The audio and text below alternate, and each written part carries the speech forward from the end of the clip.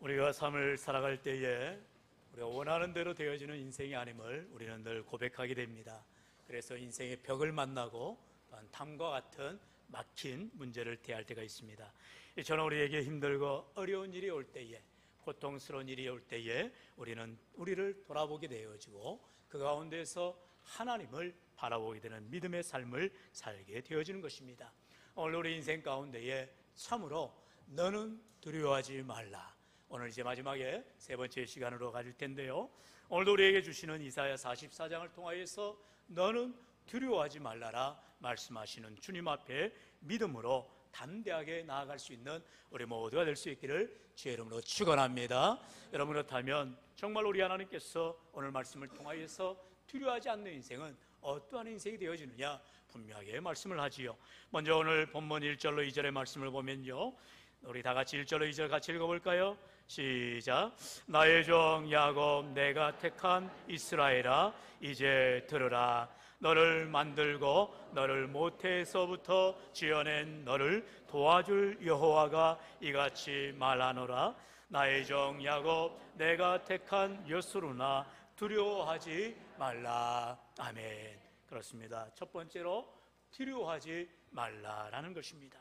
왜 두려워하지 맙니까? 우리 하나님께서 바로 우리를 나의 종으로, 하나님의 종으로 하나님이 택하셨다라 말씀하는 것입니다. 저와 여러분을 하나님께서 택하셨기에 우리 하나님이 두려워하지 말라라고 말씀하는 것입니다.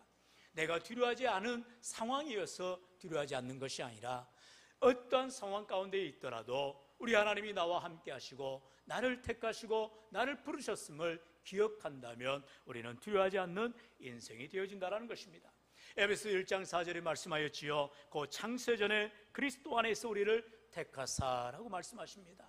하나님께서 우리를 택하여 주셨는데 언제 택하여 주셨느냐? 바로 창세전에, 만세전에 택하여 주셨다라고 말씀하지요. 바로 이사야 49장 1절에도 그와 같이 말씀합니다. 우리 이사야 49장 1절 우리 말씀 되지요? 같이 한번 읽어볼까요? 시작. 섬들아 내게 들으라, 먼 곳 백성들아 귀를 기울이라.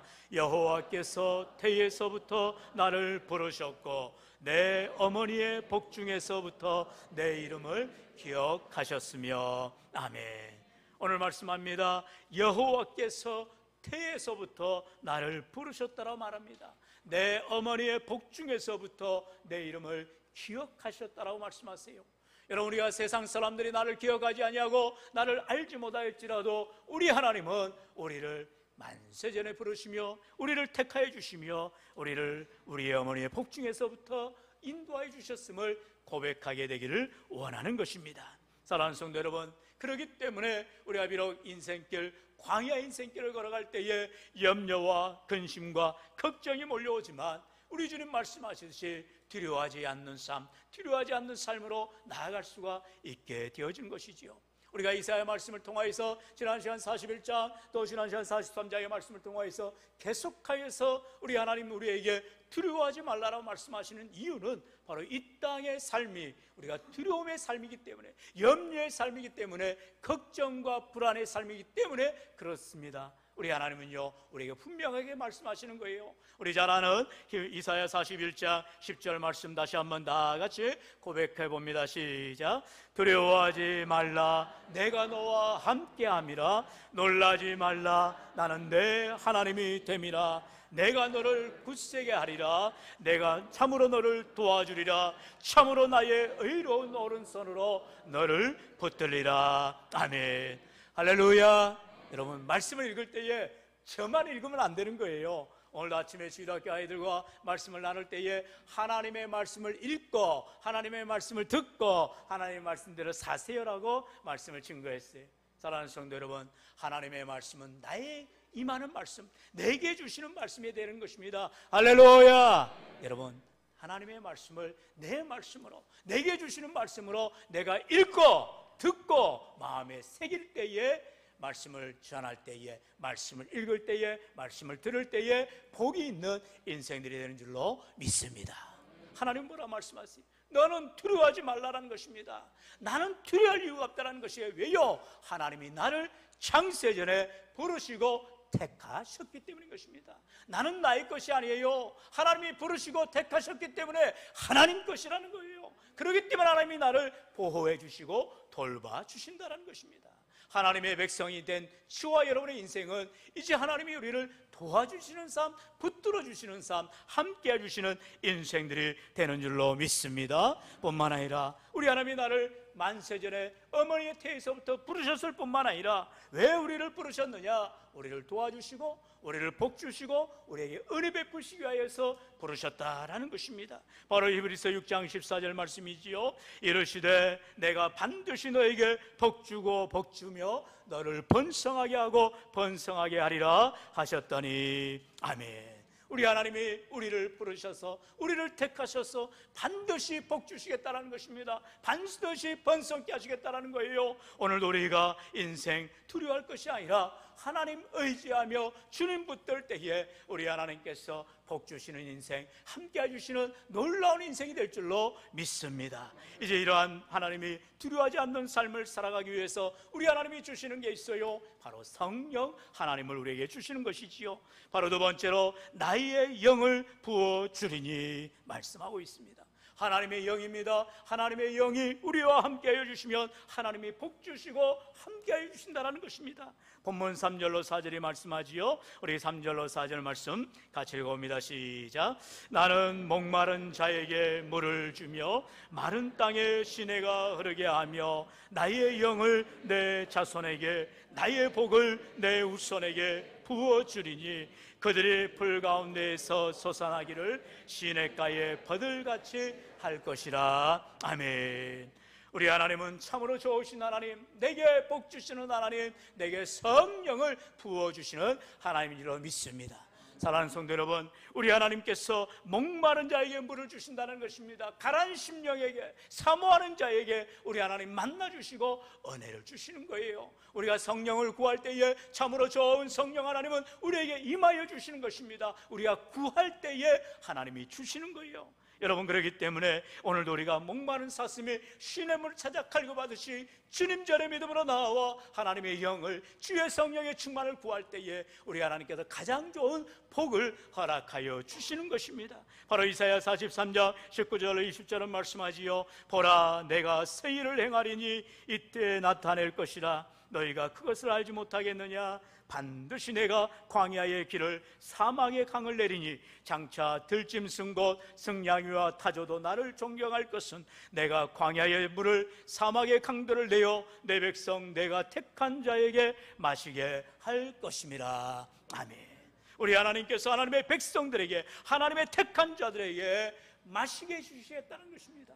우리가 비록 광야 인생길을 걸어갈 때에 사막을 만나게 됩니다. 광야를 만나게 됩니다. 어디에 물이 있어요? 어디에 강이 있어요? 하지만 우리 하나님, 능치 못함이 없으시는 하나님, 안 되는 것을 되게 하시는 하나님, 광야에서 물을 내시고 사막에서 강을 내시는 능력의 하나님인 줄로 믿습니다. 우리는 그렇기 때문에 하나님을 믿는 거예요. 나도 할 수 있는 것이라면 우리가 왜 하나님을 믿습니까? 나를 믿지요. 그러나 우리가 나의 힘을, 나의 능력을, 나의 돈을 믿는 것이 아니라 나는 연약하고 나는 힘이 없고 약할지라도 나의 힘이 되신 하나님, 내게 능력 되신 하나님, 내게 모든 것 되신 하나님을 의지하며 나아갈 때, 오늘도 하나님 분명히 말씀하지요. 광야에서 길을 내시는 하나님입니다. 사막에서 강을 내주시는 하나님이세요. 우리가 목말라 할 때에 우리 하나님께서 성령의 물을 폭포수와 같이 부어주시는 줄로 믿습니다. 여러분, 이와 같이 다윗의 삶이 한평생 우리 하나님을 힘으로 삼는, 하나님을 목자로 삼는 인생이 되었음을 고백합니다. 만약에 다윗이요, 지난 우리 수요예배 때도 말씀을 통하여서 우리 하나님께서 사무엘 선지자를 통하여서 이새의 집에 가서 다윗에게 기름을 부을 때에 너무나 놀라운 사건이었죠. 바로 사무엘상 16장에 보니까 이제 거기에 모든 아들들이 모였습니다. 이새에게는 아들들이 8명 있었어요. 그 8명 가운데에 다윗을 제외하고 7명이 그 사무엘 선지자 앞에 다 나와 있는 것입니다. 첫째 엘리압이 제일 먼저 가슴이 콩닥콩닥 했을 거예요. 왜요? 누가 보아도 이스라엘의 이제 왕으로 세워질 자가 장자, 바로 이 엘리압에게 임하지 않을 것인가 기대하게 되는 거죠. 그런데 이제 둘째인 아비나답도 기대합니다. 에이, 무슨 말을, 엘리압 형은 이제 나이 많아서 안 돼, 이제는 좀 안 돼, 이제 내가 돼야 돼, 그러면서 또 다른 기회를 노릴 수도 있어요. 그리고 3만셋째는 아니야, 무슨 말이야, 전혀 다른 내가 될 수도 있어, 이렇게 기대하면서 사무엘 선지자 앞에 섰을 때에 사무엘 선지자조차도 누구에게 기름 부을지를 모르는 것입니다. 이제 우리나라 내일 모레 수요일 날 이제 대통령 선거를 합니다. 다들 마음에 정말 생각하는 분들이 계실 거예요. 그런데 모든 것은 하나님의 주권하에, 방금 우리 장로님 기도하였듯이 하나님의 마음이 아픈 자를 반드시 세워 가실 줄로 믿습니다. 왜요? 우리나라를 하나님이 사랑하시기 때문에. 지금도 우리나라는 남북 분단의 국가입니다. 안보가 우선입니다. 우리나라를 지켜주셔야 되는 것입니다. 우크라이나를 보세요. 여러분, 러시아가 핵무기를 가지고 무슨 짓을 할지 모르고 있어요. 저 북한이 지금도 탄도미사일을 발사하면서 자신의 힘들을 과시합니다. 핵을 소유하고 있다는 것입니다. 여러분, 우리가 이런 긴장의 때에 이 나라를 지켜줄 하나님께서 지도자를 빠르게 세우셔서 하나님의 나라, 하나님의 백성 세워주옵소서. 그렇게 기도하며 나아갈 때 하나님은 이 민족을 살려내 주실 줄로 믿습니다. 이제 보면은요, 엘리압이 아니었어요. 아비나답도 아니었어요. 다 아들들을 제쳐나갑니다. 그리고 나서 전혀 생각지도 못한 발언을 하지요. 이 아들들이 다 내 아들이냐? 그러니 이새가 그때서야 지금 말째가, 막내가 있는데 그 아이가 지금 저 멀리 양들을 지키고 있나이다. 하나님은 누구에게 관심을 가진다고요? 자기의 공명 앞에서, 자기 명예 앞에서 자기가 어떤 이익을 받는 자리에 앞장서는 자들을 하나님이 관심 갖는 게 아니라 형들이 두고 간 양들입니다. 아무도 알아봐 주지 않는 양치는 것입니다. 그러나 책임을 가지고 충성되게 성실하게 맡겨진 일들을 감당하는 그 다윗에게 하나님이 관심을 갖고 있다는 거예요. 오늘도 우리가 믿음으로 살아갈 때에 주위에 많은 분들이 확진이 되어지고 어려움 겪는 가운데 있습니다. 코로나 인해서 경제가 파탄이 나가지고 고난 가운데 있습니다. 그럴지라도 우리가 예배의 자리를 지키며 하나님 앞에 믿음으로 나와 하나님의 은혜를 구할 때에 우리 하나님께서 반드시 함께해 주시고 은혜 부어 주실 줄로 믿습니다. 다윗은 그와 같이 이제 믿음으로 고백하지요. 바로 시편 23편 1절 우리가 잘 아는 말씀, 여호와는 나의 목자시니 내게 부족함이 없으리로다. 사랑하는 성도 여러분, 참으로 하나님을 나의 목자로 모실 때에 내 인생이 비록 여러 가지로 부족하지요. 왜 다윗에게 부족함이 없었겠어요? 그에게는 가까운 친구조차 없었습니다. 늘 정적이었습니다. 호시탐탐 자기를 노리는 사울왕이 자기를 죽이려고 그렇게 항상 뒤에서 쫓아오는 것입니다. 그럴지라도 다윗은 하나님을 의지하기 때문에, 하나님의 목자가 되어주시기 때문에 그는 평안한 삶으로, 능력의 삶으로, 성령이 충만한 삶으로 하나님께서는 다윗으로 하여금 하나님의 영에 감동된 삶을 살게 하셨다라 말씀하고 있어요. 오늘도 우리 인생 가운데에 비록 고난과 어려움 가운데 있다 할지라도 여전히 나의 목자가 되어주시는 하나님을 의지하며 믿음으로 살아갈 때에 하나님께서 내 손 붙잡아 주시고 인도하여 주시며 복된 길로 함께하여 주실 줄로 믿습니다. 여러분, 예수님께서도 이제 부활승천하시기 전에 먼저 예수님이 사흘 만에 부활하셔서 제자들에게 맨 먼저 나타나셔서 이렇게 말씀하셨지요. 우리 요한복음 20장 21절로 22절 말씀하지요. 우리 한번 같이 읽어봅니다. 시작. 예수께서 또 이르시되 너희에게 평강이 있을지어다. 아버지께서 나를 보내신 것 같이 나도 너희를 보내노라. 이 말씀을 하시고 그들을 향하여 숨을 내쉬며 이르시되 성령을 받으라. 아멘. 한번 주신 말씀 따라할까요? 성령을 받으라. 성령을 받으라. 할렐루야. 여러분, 예수님께서 우리에게 가장 귀한 말씀, 성령을 받으라라고 말씀하는 것입니다. 여러분, 성령은요, 우리 주님께서 부활성천하셔서 이제 천국에 가셔서 우리가 거할 초소를 예비하실 때에 예수님 대신하여 우리에게 보내주시는 지혜의 영인 것입니다. 위로자인 것입니다. 우리를 새롭게 하여 주시는 성령 하나님, 우리와 함께 하여 주시겠다 말씀하신 것입니다. 예수님께서 성령을 보내어 주셔서 우리에게 구하는 자들에게 성령이 동행하시고 함께 하여 주시며 우리의 갈 길을 밝히 인도하여 주시는 것입니다. 오늘 우리 인생길 가운데에 참으로 앞길 몰라 헤맬 때에 우리의 모든 삶의 인도자가 되어주시고 은혜를 베풀어 주시고 은혜뿐만 아니라 함께하여 주시고 도와주시는 성령 하나님의 권능을 덧입으시기를 축원합니다. 이제 마지막으로 우리 하나님께서 우리에게 두려워하지 말라 하시며 성령을 부어주시겠다 말씀하시며, 그럴 때에 우리는 어떤 자가 되느냐? 바로 나는 여호와께 속하였다라고 고백하게 되는 것입니다. 나는 여호와께 속하였다, 나는 존귀한 자다, 나는 보배로운 자다, 나는 하나님 앞에 속하였다라고 고백하게 되어지더라는 것이죠. 우리 본문 마지막 5절 말씀입니다. 우리 5절 다 같이 읽어볼까요? 시작. 한 사람은 이르기를 나는 여호와께 속하였다 할 것이며, 또 한 사람은 야곱의 이름으로 자기를 부를 것이며, 또 다른 사람은 자기가